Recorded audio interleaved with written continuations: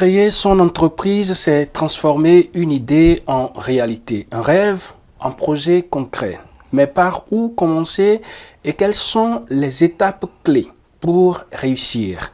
Aujourd'hui, dans Jeunesse en Mission, nous recevons M. Alfred Biaou. Il est recruteur, formateur et spécialiste des questions de ressources humaines pour nous guider pas à pas. Vous êtes jeune, prenez votre siège, installez-vous confortablement. M. Biaou, bonsoir. Bonsoir, M. Delan. Bienvenue à vous. Ça va? On parle de la création d'entreprise. Aujourd'hui, on va parler du business plan. Enfin, super. Vous l'avez souligné dans l'un de nos numéros d'émission que vous allez revenir plus amplement sur ça. Exactement. Aujourd'hui, le constat sur le terrain, est-ce que beaucoup de jeunes entrepreneurs réalisent le business plan avant de créer son entreprise? Le constat sur le terrain. Merci beaucoup. Nous n'avons pas le choix, on doit créer l'entreprise. Ouais. Mais la génération dans laquelle nous sommes, je l'appelle la génération de créateurs d'entreprises. Oui. Le tissu économique étant grand, on ne peut pas recruter tout le monde. Donc, conclusion, mais les besoins sont immenses. D'accord? Donc, le business plan, comme vous le dites, ça vient après. Bien après. Ouais, alors, ça vient après. Tout commence par une idée, vous l'aviez rappelé, je prête les mots que vous avez utilisés ce jour dans ce numéro d'émission. Comment savoir si une idée est réellement une bonne idée d'entreprise? Merci beaucoup. Je parle d'une idée, d'accord? Je dirais d'un constat, ouais, d'un besoin, si on va utiliser le terme technique, qu'on veut satisfaire. Et cette idée, il faut la rendre marchande. C'est une idée. Oui. Elle n'est pas encore un produit. Non. Pour la rendre produit, c'est que il y a d'abord, est-ce que l'idée a un marché? Est-ce qu'il y a un marché? C'est un terme technique, hein, après. Oui. C'est-à-dire, est-ce qu'il y a des acheteurs? Oui. D'accord? Est-ce que les gens pourront l'acheter? Parce que quand tu as une idée, elle peut être une idée marchande, non marchande. On parle d'entreprise sociale. Oui. C'est pour aider les gens. Okay? Si votre idée n'est pas marchande, même si vous créez une société derrière, la facturation va être difficile. Okay? Donc, tu as une idée. Aujourd'hui, on parle de l'idéation et il y a beaucoup de spécialistes aujourd'hui qui, à travers l'incubation, vous aident à approfondir, à analyser l'idée, à le rendre marchand. Ouais. Ça peut être plusieurs produits découpés, mais à le rendre marchand. Et après, on va vous parler de business model. C'est après ça que viendra le business plan. C'est après le business model que vient le business plan. Oui. Comment je gagne de l'argent? C'est ça le business model. Comment je vais gagner l'argent? Comment je vais gagner l'argent? Okay? On est en train de faire une émission. Comment je gagne l'argent à travers cette émission? Qui peut l'acheter? Comment je vais le lui présenter? La cible. C'est quoi ma cible? C'est quoi le prix que je dois faire? Quelle forme je vais lui donner? Quelles compétences il me faut rajouter? Okay? Et quand je vais dire, où est-ce que je vais trouver l'argent? Les moyens, les ressources, disons globalement, toutes les ressources. C'est là où vient le business plan. C'est-à-dire, tu as transformé l'idée en quelque chose que tu peux vendre à quelqu'un. Je viens vous voir, M. Donald, j'ai telle idée, ok, voilà la feuille de route, voilà comment c'est ça le produit, voici l'organisation que je vais mettre en place, voilà ce dont j'ai besoin, et si je l'utilise au bout de 3 mois, de 6 mois, d'1 an, 2 ans, ça va générer ceci, je suis capable de couvrir mes charges, de dégager des marges et de payer une contribution. Est-ce que c'est ça que vous appelez en fait l'étude du marché? Ça fait partie. On doit faire l'étude du marché avant de faire le business plan. C'est-à-dire, j'ai une idée où je l'ai transformée en produit. Oui. D'accord? Je vais aller vérifier est-ce que j'ai bien compris le besoin. Ou la manière dont je l'ai présenté, est-ce qu'on aura le marché aura la même perception. D'accord? Oui. La même perception que moi. Ça peut être un truc, un besoin, on va dire, potentiel. Les gens ont le besoin, mais ne savent pas. Je vais réveiller le besoin en posant la question. Il est conseillé normalement aux jeunes de faire partie de cette étude-là. Parce que généralement, on confie à des cabinets qu'ils font. Donc toi, tu n'as pas entendu les clients. C'est eux qui te font un peu la synthèse de ce que les clients ont dit. Il y a beaucoup de choses qui vont t'échapper. Il faut être membre. Toi aussi, il faut aller sur le terrain. Ça, c'est quand vous confiez votre business plan à un spécialiste qui doit... Mais est-ce que, sur le terrain, est-ce que beaucoup le font? Je crois qu'on va y revenir. Mais pour être entrepreneur, justement, quelles sont les qualités humaines? Parce que là, on a parlé des tout premiers points. On a parlé de l'étude du marché qui doit faire intervenir l'entrepreneur, enfin le futur entrepreneur.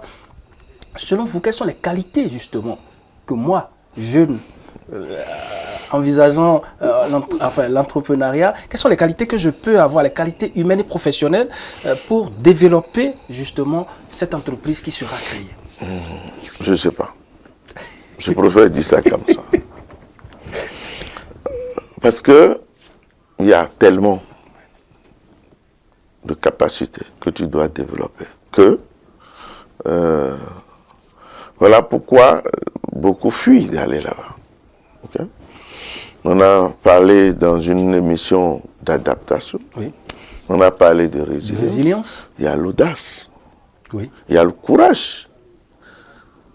Ok? Oui. Le courage. Il y a l'éthique. Oui. Au fait, il y a ce qu'on appelle, si on veut regrouper ça, ils appellent ça du personal branding. Si quelqu'un veut te suivre, il ne va pas te suivre seulement à cause du projet. Il va te suivre à cause de toi.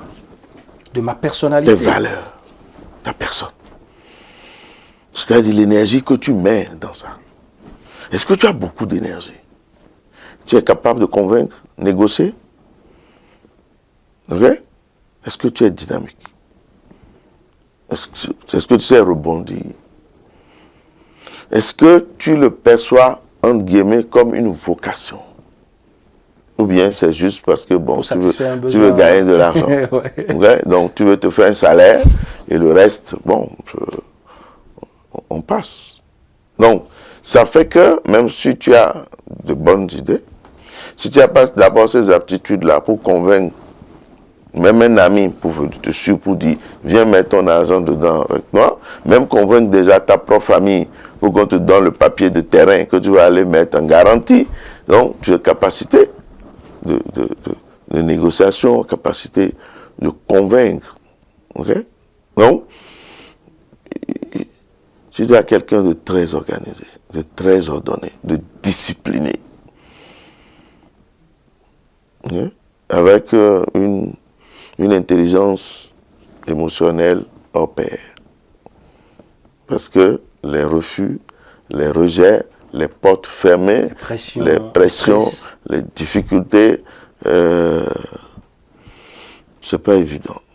On te teste pour voir si est-ce que c'est vraiment mûr en toi. C'est ça, en réalité. Le constat aujourd'hui nous démontre tout autre chose. On ne franchit pas toutes ces étapes avant justement de mettre sur pied notre entreprise. On parle du business plan, on y arrive justement à ce niveau. Parce que oui, je dois faire partie. Si je dois être un bon entrepreneur, il faut que je fasse partie d'abord de ça. Beaucoup de jeunes aujourd'hui n'acceptent pas confier justement l'élaboration, le business plan à des spécialistes, ce qui certainement conduit à la chute. Mais à ce niveau, le business plan, qu'est-ce que ça contient? Non, ce n'est pas forcément parce qu'ils ne veulent pas donner. Aujourd'hui, nous avons beaucoup de choses sur la toile, avec des modèles qui existent. Mais, quand tu confies à un spécialiste, lui, c'est un sachant. D'accord? Et il a vu beaucoup, soit dans ton domaine ou ailleurs, et il va t'aider à mettre le doigt et à donner, en fait, c'est l'analyse des réponses qui fait la différence. L'analyse des réponses. Parce que toi, ne sachant pas que ce petit point-là, derrière c'est un iceberg. Lui, de par son expérience, a dit, attention, quand on voit ceci, voilà les choses qui pourraient probablement être derrière. Il peut te dire, le temps n'est pas encore propice. Alors, c'est un document qu'on appelle feuille de route, qu'on utilise pour chercher des partenaires, si on veut le dire comme ça, d'accord, ou pour se projeter. Parce que, je vais dire, une entreprise, comparaison, c'est construire une cathédrale. Donc, quand je dis construire une cathédrale, vous imaginez, tous ceux qui sont impliqués dedans, toutes les parties prenantes, l'architecte, concepteur, ceux qui vont réaliser, il faut mettre une fondation qui est ta vision. Ok? Ta vision, ta mission. On doit être clair, ta mission. Et après, il y a des éléments sur l'analyse de ta cible, les prix que tu vas faire, les ressources globalement. Ok? Est-ce que tu as les compétences?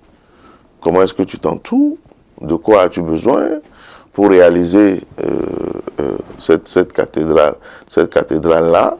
C'est quoi le plan? De telle période à telle période, on va faire ça. Telle période à telle période, on va faire ça. Telle période à telle période, on va faire ça.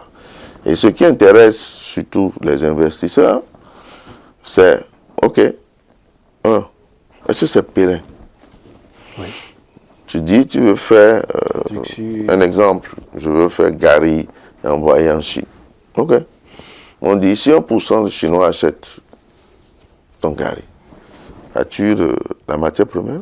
Est-ce que c'est garanti qu'on aura suffisamment de manioc sur toute l'année? Sinon, où on les trouve? Quelle disposition on prend? Donc, on parle pour ceux qui sont dans l'industrie. Est-ce que tu es un fournisseur crédible, sûr? C'est ça la matière première. Est-ce que tu as la matière première? Maintenant, on va dire les équipements de transformation. Ça peut être, si c'est du service, c'est quoi? Les hommes, soit c'est les logiciels, c'est les équipements. Il faut tout ça. Pour qu'on convainque que tu maîtrises la chaîne de bout en bout. Parce que s'il y a défaillance à un niveau du nœud, tu dois faire ce qu'on appelle l'option la plus basse, c'est-à-dire pire option. La pire option. C'est ça qui rassure pour dire, ah ok, dans la pire option, il va quand même s'en sortir. Donc après, tu vas dire les ventes, les charges, la marge, et comment est-ce qu'à quel temps ça va commencer par être rentable. Est-ce que tu as mis tous les charges dedans? Il faut qu'on soit sûr que tu n'as pas sous-estimé les charges et que tu n'as pas surestimé les ventes. Et après, qu'on se rend compte que tu n'as pas la trésorerie pour faire face. Comment est-ce que... Donc, ce plan de trésorerie permet de voir comment tu peux financer le fonds de roulement. Est-ce que tu as les ressources pour faire? Donc, sinon, je prends le cas de l'élevage. En le faisant, tu penses qu'on t'a dit que avec 200 000, tu peux faire l'élevage, tu peux démarrer. Parce que j'allais tu peux démarrer, d'accord? À nos réalités. Et quand tu parles de tes besoins de financement, tu ne parles que des besoins d'équipement, d'investissement. Tu ne parles pas des besoins de fonds de roulement. Donc, les gens sont lancés dans cet élevage, soit de poissons, etc. Mais on dit chaque mois, tu dois sortir 45 000. Ce que tu n'as pas prévu, en fait. Et ça va être sur 3 ou 6 mois avant que tes ventes ne commencent. Donc, quand tous ces éléments doivent être dans le business plan. Donc, les gens savent le lire. C'est pour ça qu'on demande de se rendre compte, de se rapprocher des experts dans le domaine et qui vont attirer ton attention sur des réflexes à faire. Et on voit ce que tu dégages et si tu es capable de rembourser. Alors, justement, revenant à nos réalités, pour ce que nous constatons aujourd'hui sur le terrain, beaucoup de jeunes s'engagent sans véritablement passer ces étapes que vous venez d'évoquer. Est-ce que c'est ça qui constitue la chute de la plupart des jeunes entrepreneurs que nous avons? Parce que oui, on a 100 000, on a 200 000, parce que peut-être quelqu'un nous a dit avec 200, vous l'aviez dit tout à l'heure, tu peux démarrer un projet d'élevage, on démarre, mais au bout de quelques temps, on se retrouve en difficulté. Deuxième point que je voudrais que vous évoquiez justement par rapport à ça, est-ce que c'est pas la cherté? Parce que beaucoup disent, allez voir par exemple un spécialiste aujourd'hui pour me sortir un business plan, c'est beaucoup d'argent, alors que dans ce que j'ai, ça ne me suffit pas encore pour consulter un cabinet pour me sortir un business plan. quel niveau ça se passe? Bon, c'est ce que tu as dit parfaitement. Le premier, même si tu fais un bon business plan, d'accord, les statistiques parlent de chez nous, d'ailleurs, disent que c'est à peine 10% ou 20% qui arrivent à l'âge de 5 ans. Oui. Ça, c'est chez eux, ça. Tout est clair, on a les données, on a fait un business plan propre, tout ça, d'accord? Oui. Chez nous, je crois, je ne sais pas si le taux est à 1% ou à 5%, je ne sais pas les statistiques. Plusieurs raisons justifient ça. Okay? La partie gestion. Aujourd'hui, il y a des gens qui ont des idées extraordinaires, de bons produits, mais ça a échoué dans la gestion. Ce n'est pas l'idée qui est mauvaise, ce n'est pas le projet qui n'est pas bon, ce n'est même pas le business qui n'est pas bon, mais dans la gestion. Quand je parle de gestion, c'est mobiliser les gens, s'entourer de bonnes personnes, ok, et gérer les relations avec les clients, gérer les finances, tout ça c'est gestion. Mais c'est réel ce que vous dites. Pour manque d'argent, les gens se disent, je ne peux pas aller vers les spécialistes, je vais me débrouiller moi-même. Quelqu'un m'a dit, il a commencé avec un peu d'argent. Oui, il vous a dit une partie de la vérité. Puisque n'étant pas habitué, vous ne lui avez pas posé toutes les formes de questions pour pouvoir mieux vous préparer. Il y a un besoin réel, et je crois qu'il y a de plus en plus d'institutions qui accompagnent les jeunes. Donc, il y a Semen City, il y a des PME, donc il y a les institutions GIZ, Enabel, tout ça, qui nous aident dans la partie déploiement. Cette expertise que tu veux avoir là. Si tu n'as pas l'argent de le payer, donc en s'approchant de ces institutions parce qu'ils lancent des quotes, si tu es retenu, ils vont t'aider à faire ça ou mettre à ta disposition des experts. Parce qu'on a aujourd'hui au Bénin ce qu'on appelle les études d'appui aux entreprises, les SAE, donc qui sont payés par une autre institution pour accompagner. Mais j'aurais conseillé aux jeunes d'attendre et d'avoir l'expertise de ces gens-là. Ou d'aller bénévolement rester aux côtés de quelqu'un pour voir vraiment le business model de bout en bout, en s'intéressant. Là, il va apprendre sur le tas et va reconstituer progressivement tout le circuit avec les différents éléments. Okay. Très bon conseil. Je crois que beaucoup vont se l'approprier. Alors, oui, une chose est de créer, mais les démarches administratives et juridiques restent également des réalités auxquelles beaucoup de jeunes font face aujourd'hui. Moi, j'ai eu à échanger avec des gens qui ont dit « Moi, je ne veux rien faire dans ce sens-là. » Et beaucoup aujourd'hui préfèrent peut-être gérer leur entreprise depuis leur maison, leur chambre. Et là, on se dit « Non, je n'ai pas de formalité administrative à remplir. » Quelles sont les erreurs les plus fréquentes que nous faisons aujourd'hui, jeunes entrepreneurs, lors de la création officielle de nos entreprises? Monsieur Biao. Alors, très peu sont officiels. Pour moi, le niveau de ton ambition t'incite à dire, je vais me formaliser. Le niveau de ton ambition. Si l'ambition est grande, tu te dis tout de suite, si je ne me formalise pas, c'est-à-dire, ça va même pas peu, ça va te rattraper. Tu ne peux pas vendre sur un certain marché. D'accord? Même les gens que tu vas gérer, comment est-ce que tu vas rendre ça légal? C'est-à-dire, tu ne peux pas respecter ce qu'on appelle les obligations citoyennes d'une entreprise.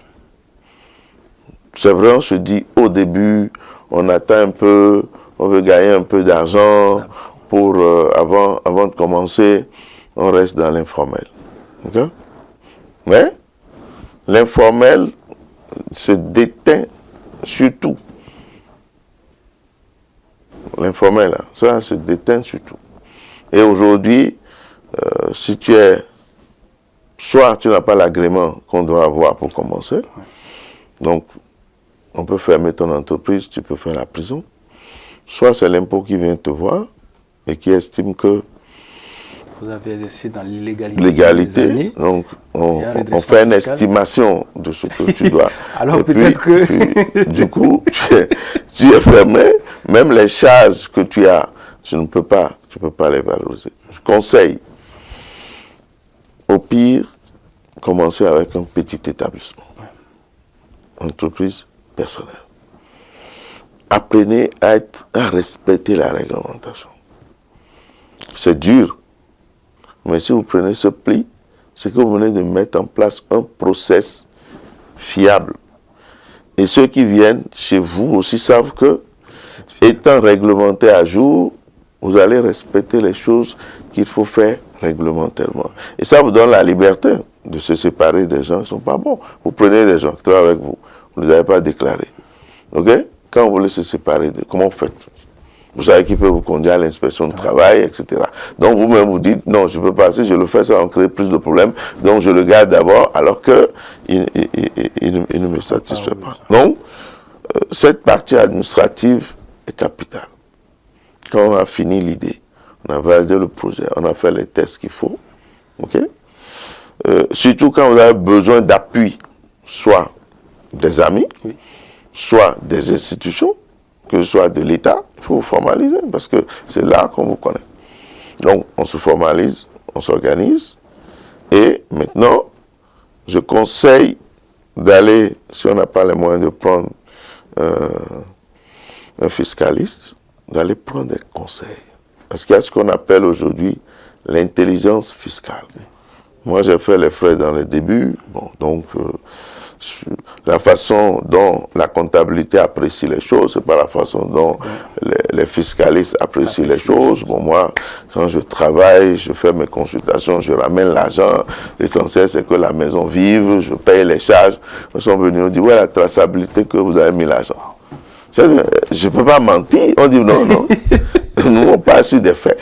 Est-ce que vous avez fait un chèque de votre nom au nom de l'entreprise? Je dis non. La voiture, là, c'est au nom de qui? Je dis, c'est en mon nom. Maintenant, on dit, pourquoi l'entreprise a payé essence dans la voiture qui est en ton nom?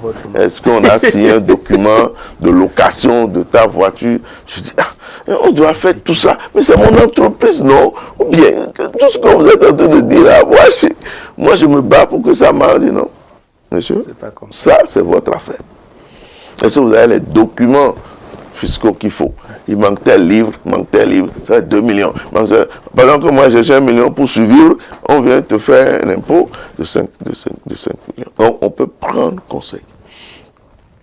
Ok? Oui. On peut chercher dans nos relations un ami, quelqu'un qui va attirer notre attention sur c'est quoi l'intelligence fiscale, ou c'est quoi les erreurs fiscales à ne pas commettre. Monsieur Biaou, nous sommes pratiquement à la fin de ce numéro. Créer une entreprise est une chose et la faire durer en est un autre. Vous en avez parlé tout à l'heure. Quel conseil donneriez-vous pour assurer sa stabilité et sa croissance, pardon? Je vais revenir, merci beaucoup, je vais revenir en amont. Je parle à des frères chrétiens. Qui t'a envoyé? Le Seigneur Jésus. Il faut s'assurer que cette mission-là, on te l'a confiée. Okay? Parce que sans ça, quand les difficultés vont arriver, tu n'auras pas la force de poursuivre. Si tu le sens comme un appel, d'accord? Tu veux régler un problème qui concerne une cible, les vieux, les jeunes, les enfants, quelque chose. Mais il faut que spirituellement, tu sentes que Dieu t'a envoyé. C'est pas parce que tout le monde vend ceci, ça marche, que toi, oui, tu peux le vendre. Mais est-ce que tu as été appelé à faire ça? Ta vocation. Ta vocation. Donc, entrepreneur, il faut y mettre la vocation. Ce n'est pas seulement les religieux qui ont la vocation. Parce qu'on peut faire tout. Mais il faut s'assurer que tu as cette vocation. Et cette couverture-là te donne la bénédiction divine. Ok? Maintenant, ce n'est pas parce que tu as cette bénédiction que tu vas croiser les bras pensant que bon, tu vas tomber du ciel. Non. Tu dois maintenant te développer. Tu rentres dans un secteur que tu ne connais pas. Il faut te développer. Même si tu vas recruter des gens autour de toi, toi-même, tu dois comprendre le métier, comprendre le processus. Et tu dois te documenter, tu dois te former. je conseille, pour que ça reste pérenne, d'avoir un temps avec le Seigneur. Considère-le comme ton président, directeur général. Que toi aussi tu es employé dans cette entreprise-là qui appartient à Dieu.